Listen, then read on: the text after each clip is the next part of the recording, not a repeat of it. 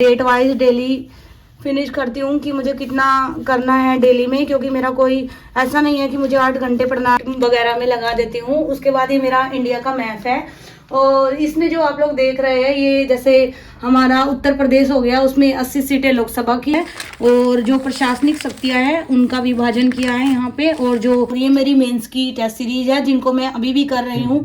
और ये दृष्टि की सारी लास्ट ईयर की बुक्स है, करंट अफेयर की, history and polity spectrum and M Laxmikanth को पढ़ते हुए मैंने एथिक्स को उसमें ऐड कर दिया।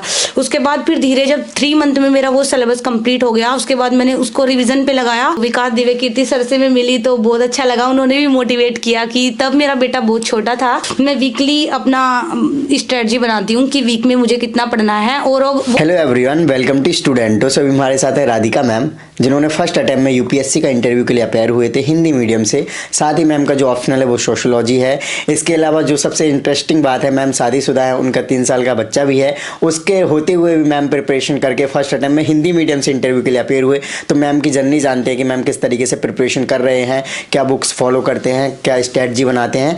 तो आज हम जानते हैं मैम से। तो अभी तक आपने चैनल को सब्सक्राइब नहीं किया तो चैनल को सब्सक्राइब कर लीजिए, इस वीडियो को लाइक करें।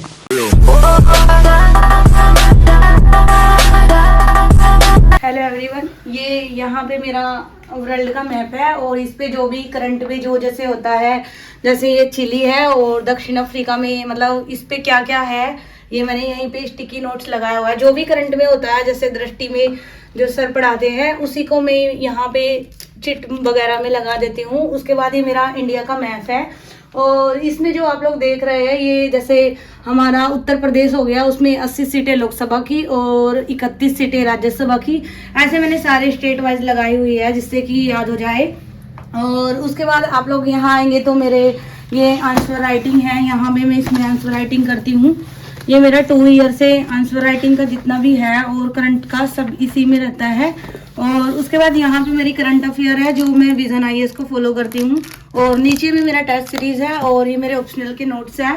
सोशियोलॉजी मेरा ऑप्शनल है। और उसके बाद ये यहाँ पे एथिक्स की केस स्टडी है, जो जैसे एथिक्स की आप हर टॉपिक पढ़े और उसके बाद ऐसे केस स्टडी यहाँ पे मैंने रखी हुई है जिनको मैं टाइम टू टाइम पढ़ती रहती हूँ। और उसके बाद यहाँ पे मेरे कुछ हैंड राइटिंग वाले नोट्स हैं जो मैंने खुद से बनाए हैं। जैसे एम लक्ष्मीकांत से मैंने शॉर्ट में नोट्स बनाए हैं।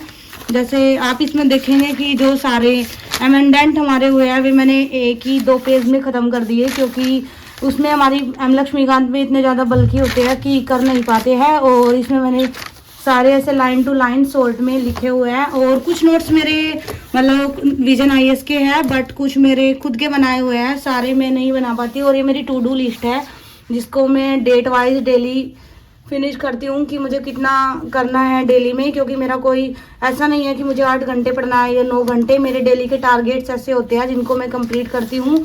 और ये मेरा 1 ईयर का प्लान है कि 1 ईयर में मुझे क्या करना है।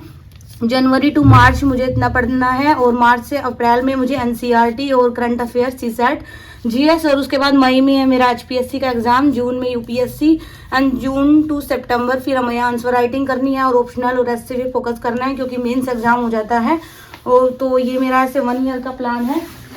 ये मेरा स्टडी प्लेटफॉर्म हो गया। उसके बाद यहाँ पे मैंने लगाया है अमेंडमेंट ऑफ कॉन्स्टिट्यूशन, संविधान संशोधन जितने भी हमारे हुए हैं ये मैंने प्लस परमेश साइट से मंगाया है। और आप यहाँ से और भी मंगा सकते हो, जैसे कॉन्स्टिट्यूशन के या फिर हिस्ट्री के या फिर पर्यावरण का, कोई भी मैप बहुत अच्छा मिल जाता है आपको। इसमें कागज वगैरह का नहीं है, बहुत अच्छे से पढ़ सकते हैं, हाईलाइट कर सकते हैं। और इस पे पर्यावरण का है, जैसे जैव विविधता या फिर जितने भी सम्मेलन हुए हमारे, रियो सम्मेलन, पेरिस सम्मेलन, सब मेरा इस पे है, तो इसको अच्छे से स्टडी कर सकते हैं।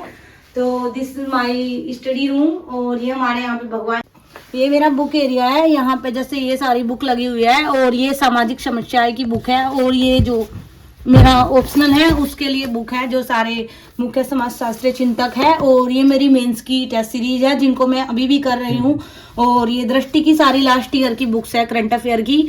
लास्ट ईयर में दृष्टि को फॉलो करती थी। एंड इधर मेरा ये यहाँ पे सीसेट की बुक है और ये एम लक्ष्मीकांत की बुक है और स्पेक्ट्रम वगैरह सब इधर रखी हुई है। ये यहाँ पे मैं जब खाना बनाती हूँ तो यहाँ पे मैं रीड करती हूँ। ये जैसे जो हमारे विदेशियों को जो मूल अधिकार प्राप्त है, क्योंकि सभी मूल अधिकार इंडियंस को नहीं है, कुछ विदेशियों के लिए जो स्पेसिफिक है वो यहाँ पे है। और ये नीति निर्देशक तत्व जो चीज क्रीप करने वाली है माइंड से कि क्रीप कर सकती है, जैसे आर्टिकल्स वगैरह सारे, वो मैंने यहाँ पे लगाए हुए हैं। इनको मैं खाना बनाते हुए यहाँ पे रीड करती हूँ।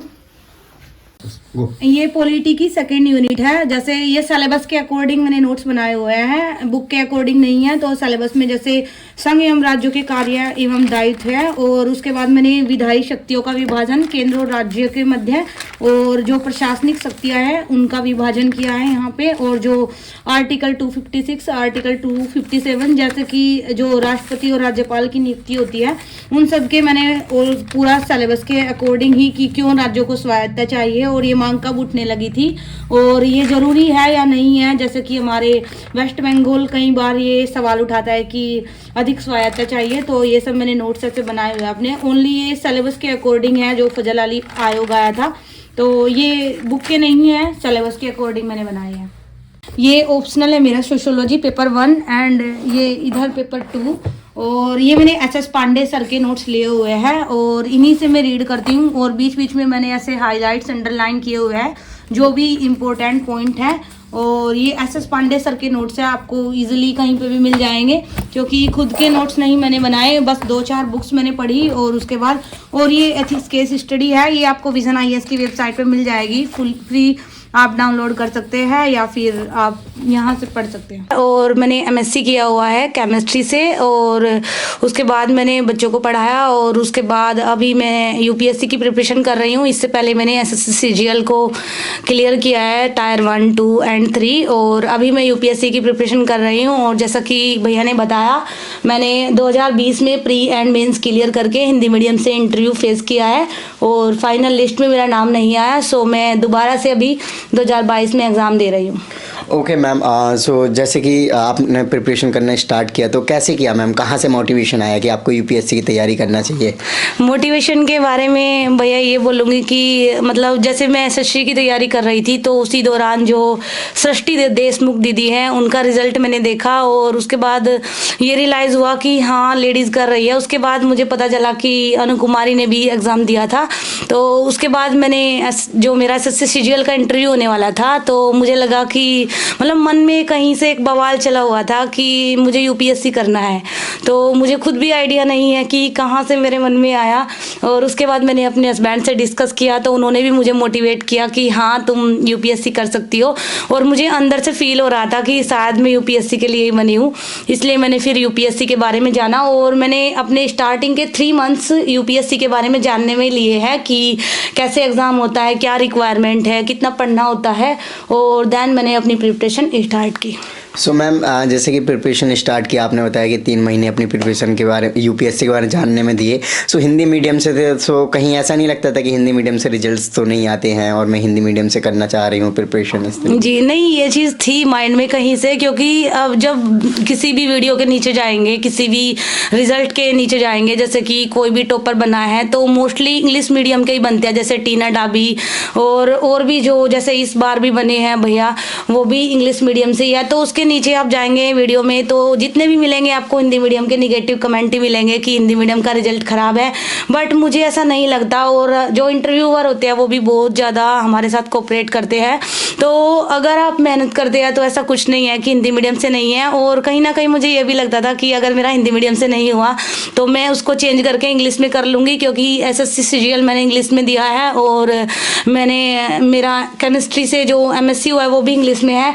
बट फिर भी मैंने हिंदी मीडियम को चुना, क्योंकि हिंदी में मुझे लर्न जल्दी हो जाता है और इंग्लिश में लर्न करने में थोड़ा टाइम लगता है, और टाइम की ही मेरे पास कमी है, क्योंकि आई हैव इन बेबी।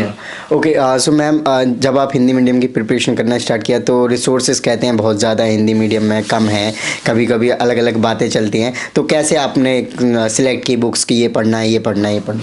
देखिए, ये बात तो बिल्कुल सच है कि हिंदी मीडियम में रिसोर्सेज कम है, बट ऐसा नहीं है कि नहीं है। जैसे आप बात करेंगे M. लक्ष्मी लक्ष्मीकांत की बुक की, वो हिंदी में भी अवेलेबल है। स्पेक्ट्रम वो हिंदी में अवेलेबल है। और एथिक्स की बात करेंगे तो जी सुब्बा राव की बहुत अच्छी बुक है जो हिंदी में भी अवेलेबल है एंड इंग्लिश में भी अवेलेबल है।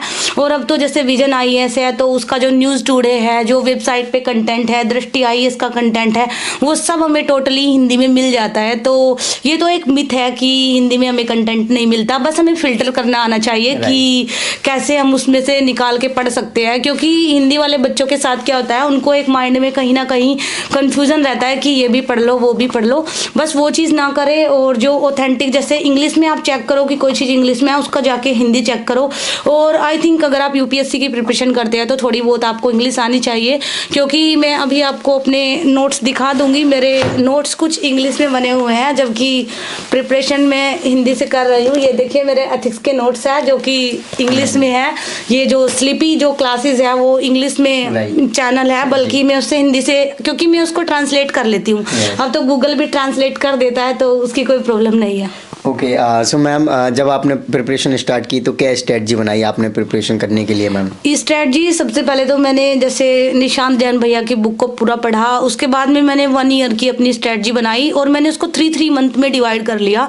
जैसे कि क्योंकि स्टार्टिंग में मैंने क्या करना शुरू किया था कि मैं सोचती थी डेली 1 घंटा मैं हर सब्जेक्ट पढ़ूंगी, 1 घंटा पर्यावरण, 1 घंटा साइंस एंड टेक, 1 घंटा इकोनॉमी। तो उसमें तो दिन में इतना घंटे बैठ जाते थे कि नहीं हो पाता था। उसके बाद फिर मैंने डिसाइड किया कि मैं 2 सब्जेक्ट लेके तैयारी करूंगी। जैसे कि स्टार्टिंग में मैंने लिया हिस्ट्री एंड पॉलिटी। उसके हिस्ट्री एंड पॉलिटी की स्पेक्ट्रम एंड एम लक्ष्मीकांत को पढ़ते हुए मैंने एथिक्स को उसमें ऐड कर दिया। उसके बाद फिर धीरे जब 3 मंथ में मेरा वो सिलेबस कंप्लीट हो गया, उसके बाद मैंने उसको रिवीजन पे लगाया और जो इकोनॉमी है हमारा और निबंध वाला पार्ट है उसको मैंने करना शुरू किया। और उसके बाद प्री की तैयारी मैंने 3 मंथ्स के पहले ही की। जब ये हुआ कि प्री स्पेसिफिक तैयारी करनी है तो CSAT को मैंने, क्योंकि मेरा CGL पहले हुआ था तो CSAT में कोई प्रॉब्लम नहीं थी, तो उसकी तैयारी मैंने 3 महीने पहले की। बट 3 मंथ में डिवाइड कीजिए तो अच्छे से 1 साल में आपकी तैयारी हो जाती है। ओके मैम, CGL का क्या रहा था मैम आपका? CGL में मेरा टायर 1, 2, 3 हो चुका था और 4 को जैसा कि मैंने अभी बताया कि UPSC के लिए फिर मैंने उसको वहीं पे स्किप कर दिया। ओके, सो मैम आपने जैसे एक जॉब छोड़ना, स्किप करना जैसा, तो मैम इतना मोटिवेशन कैसे मिला? इतना मोटिवेशन मैं बोलूँगी कि मेरे हस्बैंड की वजह से मिला, क्योंकि उन्होंने मुझे एक ही शब्द बोला कि UPSC तुम्हारे बाएं हाथ का खेल है। जबकि ऐसा नहीं है, ये एक तरह से फेक वाली बात है। UPSC बाएं हाथ का किसी के लिए भी खेल नहीं है, लेकिन उन्होंने मेरे अंदर ये भर दिया कूट कूट के कि तुम UPSC कर सकती हो। और तब मुझे खुद पे ये लगने लगा कि इनको मेरे पे इतना बिलीव है, इतना मोटिवेशन है, तो शायद मैं कर सकती हूँ। और जब मैंने इस एग्ज़ाम के बारे में जाना और पढ़ा तो आज मुझे लगता है कि मैंने BA क्यों नहीं की, BSc क्यों की, MSc क्यों की, क्योंकि हिस्ट्री में मुझे इंटरेस्ट आने लगा है और एक कहानी की तरह अच्छा लगता है। ओके, सो मैम जैसे कि प्रीलिम्स जब दिया होगा तो उस टाइम पे आप क्या स्ट्रेटजी बनाते हैं? प्रीलिम्स में मैंने जैसे CSAT को रखा और सबसे जो मोस्ट इम्पोर्टेंट हमारा होगा वो टेस्ट सीरीज होगा। टेस्ट सीरीज मैंने विजन IAS की ज्वाइन की थी और एक जो UPSC हिंदी वाले टेस्ट सीरीज निकालते हैं वो भी बहुत अच्छी टेस्ट सीरीज है। डेली मतलब 24 टेस्ट सीरीज करा देते हैं 1 मंथ में। तो मैं यही बोलना चाहूँगी प्री के लिए कि आप प्री बस 3 चीज़ पे फोकस रखें, एक NCERT, एक करंट अफेयर और एक टेस्ट सीरीज। ओके मैम, सो मेंस के लिए आपने क्या किया? और मेंस के लिए प्रीलिम्स हो गया था उसके बाद प्रीलिम्स के बाद मैंने जस्ट नेक्स्ट डे से ही मैंने आंसर राइटिंग स्टार्ट कर दी। और सबसे ज़्यादा आंसर राइटिंग के लिए सबसे अच्छी वेबसाइट दृष्टि वाली है जो डेली क्वेश्चंस देते हैं। और भी आपको बहुत जगह से ऐसे क्वेश्चंस मिल जाते हैं जहाँ से आप क्वेश्चन उठाए लिखे। और अगर आप कोचिंग सेंटर में नहीं दे सकते तो अपने किसी भी रिलेटिव को दिखाइए जो अच्छा। वैसे तो मैं यही बोलूँगी कि जिसको खुद UPSC के बारे में नहीं पता है उसको क्या दिखाना, तो आप कोशिश कीजिए कि किसी अच्छे कोचिंग सेंटर की आंसर राइटिंग कीजिए। और उसके बाद मैंने मेंस पे जो मेरा फोकस था वो एस्से, एथिक्स और ऑप्शनल पे मेरा फोकस था। ओके मैम, मेंस होने के बाद जब इंटरव्यू के लिए आप गए तो उस टाइम पे कैसे प्रिपेयर किया मैम? इंटरव्यू के लिए मैंने कम से कम 40 पहले इंटरव्यूज देखे यूट्यूब पे अलग अलग कोचिंग सेंटर के। और उसके बाद मैंने दृष्टि में इंटरव्यू दिया। हम लोग दिल्ली आए कोलकाता से और वहाँ पे मैंने इंटरव्यू दिया तो विकास दिव्य कीर्ति सर से मैं मिली तो बहुत अच्छा लगा। उन्होंने भी मोटिवेट किया कि तब मेरा बेटा बहुत छोटा था, 1.5 साल का, तो उन्होंने मोटिवेट किया कि एक बच्चे की माँ है। तो उसके बाद और भी लगा कि शायद मैं कर पाऊंगी। और इंटरव्यू के लिए मैं ये बोलूँगी कि पहले आप 30-40 इंटरव्यू दे के जाए और मिरर के सामने खुद को तैयार करें बोलने के लिए क्योंकि शुरू में मेरे अंदर ये बहुत ज़्यादा हेजिटेशन थी। जैसे अभी मैं भैया के सामने बोल रही हूँ, ऐसा भी नहीं बोल पाती थी फैमिली में भी, लेकिन बाद में धीरे धीरे डेवलपमेंट हो जाता है। ओके, सो मैम आपने इंटरव्यू दिया था तो किस टाइप के क्वेश्चन आपसे पूछे गए? इंटरव्यू में सबसे ज़्यादा क्वेश्चन मुझे मेरे बैकग्राउंड से पूछे गए थे, क्योंकि जैसे कि मेरा जो ससुराल है वो हरियाणा में है, तो हरियाणा में जैसे माना जाता है कि बेटियों का जो रेशियो है वो भी बहुत कम है और बहुओं को तो कौन पढ़ाए। तो उस चीज़ से ये था कि आप कैसे पढ़ रहे हो और आपके हस्बैंड आपको सपोर्ट कैसे कर रहे हैं। और एक चीज़ ये थी इंटरव्यू में कि आपने जैसे बच्चों को पढ़ाया, तो 4 साल मैंने स्किप किया अपनी मतलब जर्नी को MSc के बाद। तो ये था कि आपने तब UPSC क्यों नहीं किया। और एक चीज़, आपके डेप्थ से क्वेश्चन पूछे जाएंगे तो आप डेप्थ को बहुत ही अच्छे से भरे। अगर आपकी कोई हॉबी है, जैसे मेरी हॉबी है रीडिंग, तो मेरी हॉबी से क्वेश्चन पूछे गए थे कि आपने कौन कौन सी बुक पढ़ी है। जैसे मैंने रामचंद्र की गुहा वाली बुक पढ़ी है, रामचंद्र गुहा की, गबन और प्रेमचंद जी की 2-4 बुक्स पढ़ी है। तो आप ध्यान रखिए अगर आपने कोई आपकी रीडिंग या राइटिंग जो भी हैबिट है उससे रिलेटिव आपको अच्छे से पता हो। ओके मैम, सो आपने टाइम टेबल के बारे में तो बताया था कि आप स्पेसिफिकली टारगेट बनाते हो दिन के, सो थोड़ा सा और बताइए इसका। हाँ, मैं बोलना चाहूँगी जैसे घंटे अगर हम लोग रखते हैं तो पहले मैंने घंटे ही लिया था। तो घंटे से क्या होता है कि हमने 2 घंटे लिया है तो 2 घंटे हमारा घड़ी पे ही ध्यान रहता है कि 2 घंटे कब हो जाए और कब हम लोग उठ के चाय पिए। तो उसके बाद मैंने उसको स्किप किया और मैंने रखा कि मेरा इतना टॉपिक, मैं वीकली अपना स्ट्रेटजी बनाती हूँ कि वीक में मुझे कितना पढ़ना है, और वो अगर मेरा एक दिन में स्किप हो जाए तो फिर मैं उसको नेक्स्ट डे कंप्लीट करने की कोशिश करती हूँ। तो आप अपने ऐसे वीक में टारगेट बनाएं कि वीक में मुझे इतना कंप्लीट करना है संडे तक, और संडे को मुझे इसका फुल रिवीजन करना है। और डेली के जो टॉपिक है वो आप डेली करें, और डेली ना हो पाए तो नेक्स्ट डे उनको करें। और उसमें मैं यही बोलना चाहूँगी कि घंटे मैटर नहीं करते, आप 1 घंटे में कितना प्रोडक्टिव कर सकते हैं वो मैटर करता है। और वही है कि आप जल्दी उठे, क्योंकि जो सोएगा वो खोएगा। ओके मैम, सो आप इंटरव्यू जब आपने दिया मैम, फाइनल रिजल्ट भी आए होंगे, तो मैम आपको कहाँ लगा कि आपके मार्क्स कहाँ कम आ रहे हैं या फिर कहाँ कमी रह गई जिससे आप फाइनल लिस्ट में नाम नहीं बना पाए? अच्छा, वो मुझे लगता है कि मेरी टेस्ट सीरीज में कमी रही है, क्योंकि हम लोग यहाँ पे डेली मतलब प्रीलिम्स के लिए टेस्ट सीरीज देने आ पाए, लेकिन मेंस की टेस्ट सीरीज जैसे चलती है यहाँ पे मतलब बैठ के हमें लिखना होता है 3 घंटे, वो मैं नहीं कर पाई। मैंने घर पे ही कुछ टेस्ट दिए, मतलब ऐसे ही कि कहीं कहीं से क्वेश्चन उठा के, लेकिन जैसे आपका 3 घंटे में आपको 20 क्वेश्चन लिखने हैं वो आपको ज़रूर प्रैक्टिस कर लेनी चाहिए। और एक मेरा ऑप्शनल थोड़ा अच्छे से तैयार नहीं हो पाया था, तो वो मुझे लगता है कि मेरा ऑप्शनल के एग्जाम पेपर थोड़े वीक गए थे। और निबंध में मेरे 126 नंबर है, तो निबंध मेरा बहुत अच्छे से था, क्योंकि मैं दृष्टि की जो निबंध वाली बुक आती है उसको मैंने अच्छे से रीड किया हुआ था, प्रिपेयर किया हुआ था, और दृष्टि की वेबसाइट पे जो निबंध आते हैं उनको भी मैंने अच्छे से लिखा हुआ था। ओके मैम, जो सोशियोलॉजी ऑप्शनल है वो कितना हेल्पफुल रहा आपके लिए? सोशियोलॉजी ऑप्शनल मेरे लिए हेल्पफुल इसलिए है क्योंकि मुझे अपने मतलब आसपास क्या चल रहा है, या फिर जैसे उसमें सब परिवार के बारे में ही होता है, और हमारी जो शादी ब्याह मतलब ऑलमोस्ट वही होता है जो आपको अगर आप किसी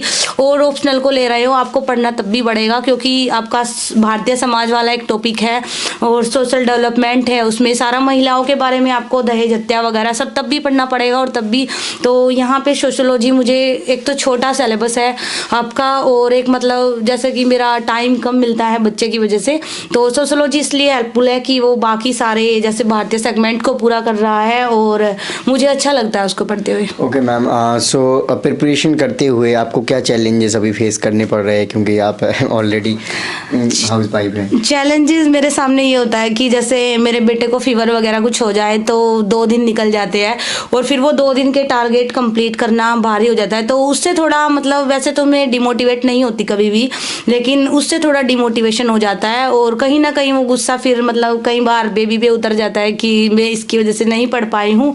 और बाद में लेकिन ये अच्छा है कि मेरे हस्बैंड बाद में मुझे समझाते हैं कि ऐसा नहीं है, पढ़ाई सब कुछ नहीं है, बट मुझे लगता है कि मेरे लिए पढ़ाई सब कुछ है। और ये सबसे बड़ा चैलेंज है कि आप मतलब एक शादी के बाद पढ़े, ये मुझे लगता है अपने आप में एक बहुत बड़ा चैलेंज है कि आपकी फैमिली भी होती है, उनको भी टाइम देना पड़ता है। जैसे दिवाली आए या होली आए तो उन लोगों को लगता है कि नहीं आती है, तो मेरी वजह से मेरी फैमिली सफ़र कर रही है। अभी जैसे करवा चौथ गया तो हम लोग गांव नहीं जा पाए तो सबको बहुत बुरा लगा, लेकिन मेरे हस्बैंड ने सपोर्ट किया कि नहीं तुम्हें पढ़ना है, मेकअप वगैरह ज़रूरी नहीं है, तुम पूरा दिन पढ़ो, और हम लोग यहीं पे रहे। तो वो एक कहीं ना कहीं माइंड में रहता है कि मेरा अपनी जो मैं लाइफ जी सकती थी वो कहीं ना कहीं स्किप हो रही है। ओके, सो मैम जो गर्ल्स एस्पिरेंट है ख़ास तौर पे उनके लिए आप एक क्या मैसेज दीजिए, क्योंकि आप एक हाउस वाइफ होते हुए भी प्रिपरेशन कर रहे हो, इतनी कठिनाइयों का सामना करते हुए, तो आप क्या मैसेज देना चाहेंगे? गर्ल्स को मैं यही बोलना चाहूँगी कि आपके पास एक सुनहरा वक्त है जिसको आप अच्छे से यूज कर सकते हो। नहीं तो ज़रूरी नहीं है सबको मेरे हस्बैंड जैसे हस्बैंड मिले जो इतना सपोर्ट कर सकते हैं। आजकल तो ये होता है कि आप पढ़ना चाहते हैं फिर भी नहीं पढ़ने देते। तो मैं लास्ट में यही बोलना चाहूँगी कि वक्त सबका वहीं होता है, कोई सोने में बिता देता है और कोई सोना बनाने में बिता देता है। ओके, सो मैम लास्ट में कुछ और ऐसे कुछ पॉइंट्स हैं जो कि गलतियां नहीं करनी चाहिए एस्पिरेंट को, उनको बताना चाहूँ? जी, एक तो आपको ना अलग अलग मटेरियल पे नहीं जाना चाहिए। जैसे कि मैं करंट अफेयर को फॉलो करती हूँ तो मैं ओनली एक मैगजीन फॉलो करती हूँ, विजन IAS वाली, क्योंकि पहले मैं दृष्टि की करती थी, बट मुझे लगता है दृष्टि की आप तभी ज़्यादा अच्छे से कर सकते हैं अगर आप UPPCS का भी एग्जाम दे रहे हैं, क्योंकि दृष्टि की बुक्स में इतने पेजेस हो जाते हैं बीच में, क्योंकि वो योजना कुरुक्षेत्र वगैरह का भी उसमें ऐड करते हैं।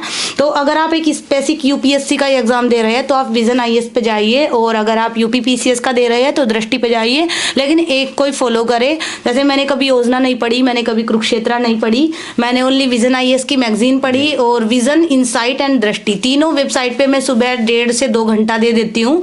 और जो विजन IAS की जो चैनल है उस पर जो न्यूज़ टुडे वाला पोर्शन है ओनली मैं उसको करती हूँ, और मैं और इससे ज़्यादा कुछ नहीं करती करंट के लिए। Okay, so thank you so much ma'am. So guys, देखा आपने, मैम ने अपनी जर्नी को आपके साथ में डिटेल में शेयर किया, और मैम का एक यूट्यूब चैनल भी है लूमिंग ड्रीम्स करके, उसका चैनल का लिंक मैं वीडियो के डिस्क्रिप्शन में दे दूंगा, जहाँ पर मैम अपनी स्टडी से रिलेटेड चीज़ें डालते रहते हैं, वीडियोस डालते रहते हैं स्टडी ब्लॉग टाइप के।